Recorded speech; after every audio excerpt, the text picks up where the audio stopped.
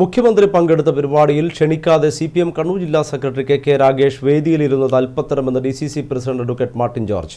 BJP president പ്രധാനമന്ത്രിയുടെ വേദിയിലിരുന്നതിനെ ഏറ്റവും കൂടുതൽ വിമർശിച്ച മന്ത്രി മുഹമ്മദ് റിയാസ് അധ്യക്ഷനായ പരിപാടിയിലാണ് രാഗേഷ് ഇരുന്നത്.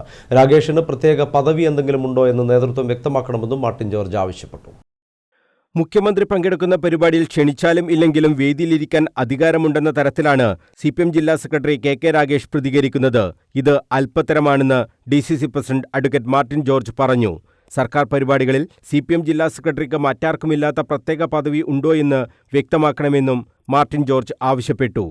മുഖ്യമന്ത്രി പങ്കെടുത്തു എന്ന് വിചാരിച്ച് പാർട്ടി ജില്ലാ സെക്രട്ടറി കയറി സ്റ്റേജിലിരിക്കണമെന്ന് പറയുന്നത് അപഹാസ്യമാണ്. ഇങ്ങനെ എന്തിനാ എല്ലായിടത്തും കയറി ഇരിക്കുന്നത്?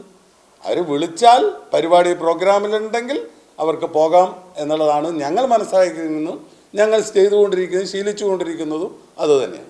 വിഴിഞ്ഞം തുറമുഖത്തിന്റെ ഉദ്ഘാടന പരിപാടിയിൽ പിണറായി സർക്കാർ ക്ഷണിച്ചു വേദിയിലിരുത്തിയ BJP സംസ്ഥാന അധ്യക്ഷൻ രാജീവ് ചന്ദ്രശേഖർ നേരത്തെ വേദിയിൽ കയറിയതിന്റെ പേരിൽ വിവാദമുണ്ടാക്കിയ മന്ത്രി മുഹമ്മദ് റിയാസ് അധ്യക്ഷനായ പരിപാടിയിലാണ് ക്ഷണിക്കാതെ CPM ജില്ലാ സെക്രട്ടറി കെ രാഗേഷ് വേദിയിൽ സ്ഥാനം പിടിച്ചത്.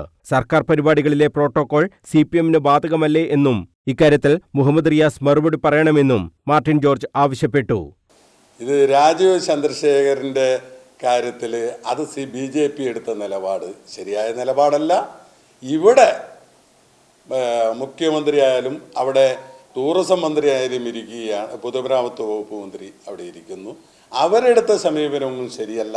അവിടെ കയറിയിരുന്ന രാജേഷിൻ്റെ നിലപാട് അല്പത്തരം എന്ന് മാത്രമേ അതിനകത്ത് സൂചിപ്പിക്കാം.